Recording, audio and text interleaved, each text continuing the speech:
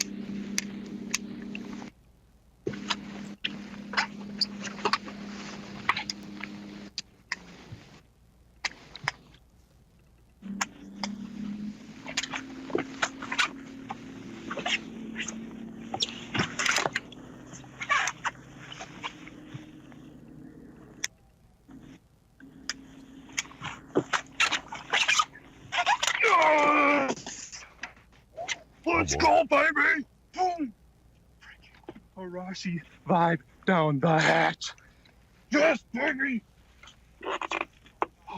Wow. You think it wanted that? Let's do some B&W trailer hitches on the line with our friend from Minnesota, Bob Downey. Bob, not a limit. Is that number 3 right there? This is number 4 here. Number 4, okay. Man, you have found the size today. What's going on with you? Oh, man. Well, what's cool is I'll show you guys what these fish are sitting on.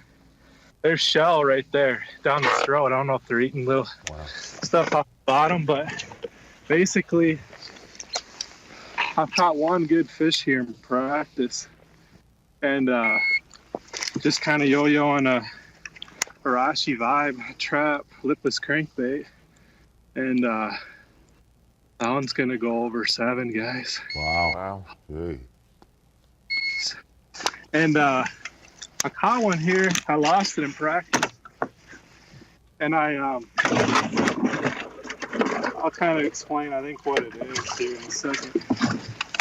I think there's shell down there.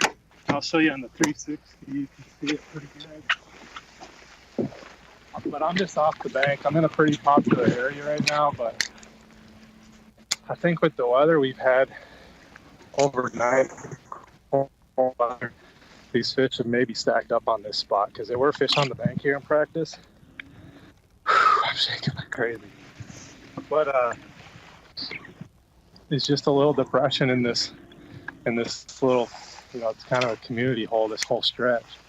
But it's just kind of a depression in the middle of it. And I think that cold weather has maybe stacked them up here. Because I've caught 3 here in the last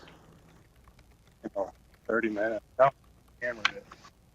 But I didn't realize there was shell there until I kind of eased up to it and caught a fish off of it here, a half hour ago. But shell is weird looking on 360 and inside imaging, but you can see how it's all divoted in here, and that's what those fish are sitting on. You'd think they'd almost look like craters or beds, but that's actually what shell looks like on side imaging and 360. And I'm just yo-yoing this trap through there, kind of worming it through there.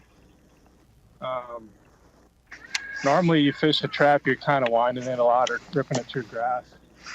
With this colder weather, I've just been literally just worming it, like almost like you fish blade bait for smallmouth, but I'm only in 5 foot of water, and throwing it on a little stiffer rod just because when they do eat it, it's usually on the fall, and so you're almost actually like setting the hook into them like you would a jig or something.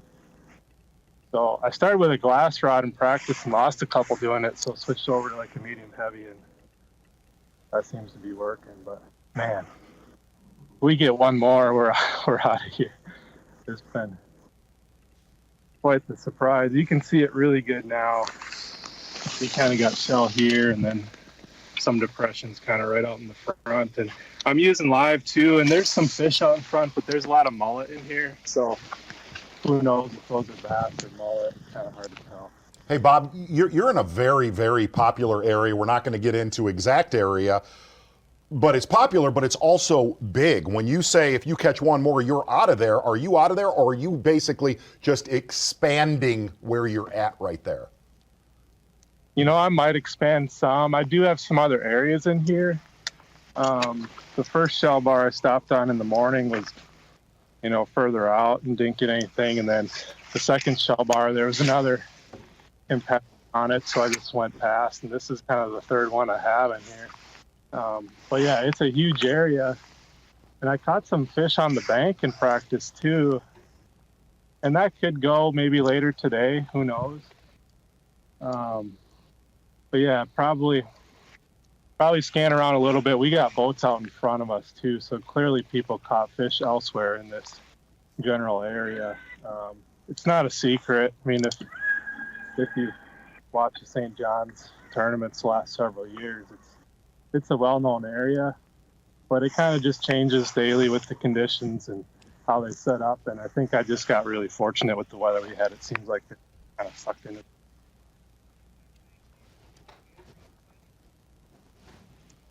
Bob, that was tremendous. Great job explaining what's going on out there, and a great job Hats out off there to the today. Marshal right there. Absolutely. That's pro-style camera work there from your Marshal, Bob Downey down from Minnesota. Yes. And just knocking them out today. That's fantastic. Almost doubled his weight, Tom. He had 3 for almost 9 pounds and just caught a 7-pounder. Now he's kind of just, he's got his big one for the day, Z. One more to a limit, and like he said, he can relax today. He's got the minimum threshold weight. Absolutely, and one of the things, if you kind of watch this day progress right now, a lot of males early in the morning, and then you see the boogeyman. You see a big female like that show up.